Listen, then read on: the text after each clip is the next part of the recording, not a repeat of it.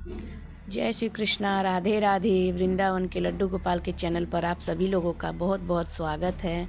तो आज मैं तुलसी के महत्व के बारे में बताऊंगी।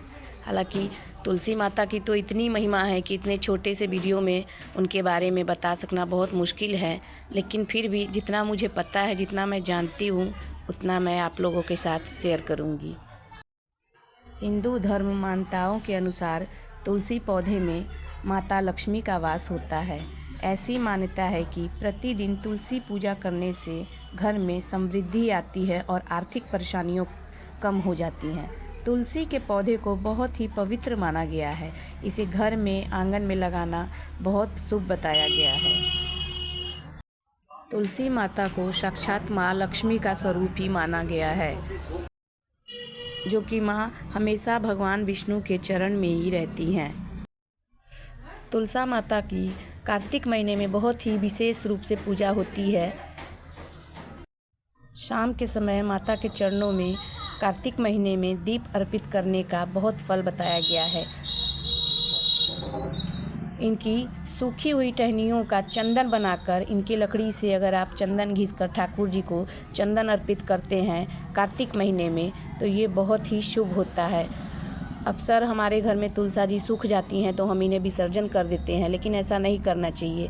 अगर तुलसा जी सूख गई हैं तो इनकी सूखी हुई लकड़ियों का भी बहुत महत्व है। अगर इन लकड़ियों से आप भगवान विष्णु के लिए कुछ भी प्रसाद बनाकर उनको अर्पण करते हैं तो आपको बहुत बहुत कई जन्मों के वर्षों का जो फल नहीं मिलता है पूजा का, वो अगर आप तुलसा जी के लकड़ी से प्रसाद बनाकर और भगवान विष्णु को अर्पित करते हैं, उसका बहुत फल मिलता है।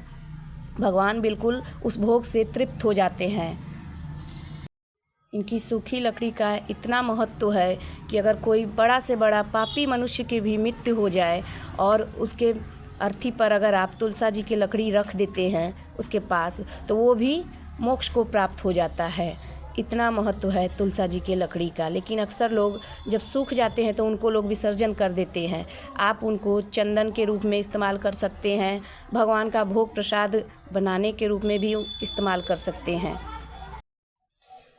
अगर आप गले में कंठी धारण करते हैं तो उसके कुछ विशेष नियम होते हैं। जैसे आपको प्याज लहसुन छोड़ना होगा, आपको मांस मछली छोड़ना होगा, किसी और के संग, किसी और पर पुरुष के संग में संगत नहीं करना होगा। आप गृहस्थ में हैं फिर भी आप तुलसी धारण कर सकते हैं, तुलसी कंठी धारण कर सकते हैं, लेकिन कुछ नियम हैं जो आपको पालन करना होगा। जो लोग तुलसी कंठी माला पहनते हैं, तुलसी कंठी माला को लेकर यह मानता है कि जो इसे पहनते हैं उसे नरक की यातना नहीं झेलनी पड़ती। साथ ही तुलसी की माला धारण करने वालों को स्वर्ग में स्थान मिलता है। इसके अलावा जन्म मरण के चक्कर से भी वे मुक्त हो जाते हैं। इसे ब्रह्मचर्य, गृहस्थ, सन्यासी, वानप्रस्थ चारों प्रकार के आश्रमों में रहने वाले लोग आसानी से पहन सकते हैं, धारण कर सकते हैं। इसे किसी भी उम्र में पहना जा सकता है। अगर आपने दीक्षा नहीं लिया है तब भी आप तुलसी कंठी माला धारण कर सकते हैं।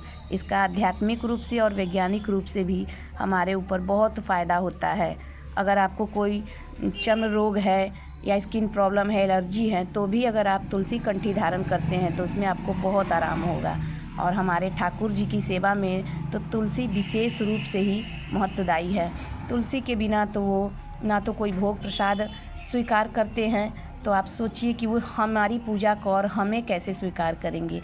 इसलिए आपको कंठी जरूर धारण करनी चाहिए। और एकादशी को, संडे को और अमावस्या या पूर्णिमा के दिन माता लक्ष्मी को नहीं छूना चाहिए, क्योंकि उस दिन वे ठाकुर जी का व्रत करती हैं। अगर ऐसे में आप उनको छुएंगे, उनको जल धूप दीप अर्पित करेंगे तो उनका व्रत खंडित हो जाता है और वह नाराज़ हो जाती हैं। इसलिए आप कोशिश करें कि संडे को और एकादशी को माता को स्पर्श ना करें। जिन घरों में तुलसा जी हरी भरी होती हैं वहाँ सदा माता लक्ष्मी का ही वास होता है। इसलिए आप कभी भी तुलसी पौधे को सूखने ना दें, उनकी देख रेख करें और सदा हरा भरा अपने आंगन में तुलसी को स्थान दें। तो बस आज के लिए इतना ही। अगर वीडियो अच्छा लगा हो तो लाइक करें, शेयर करें जय श्री कृष्णा। राधे राधे।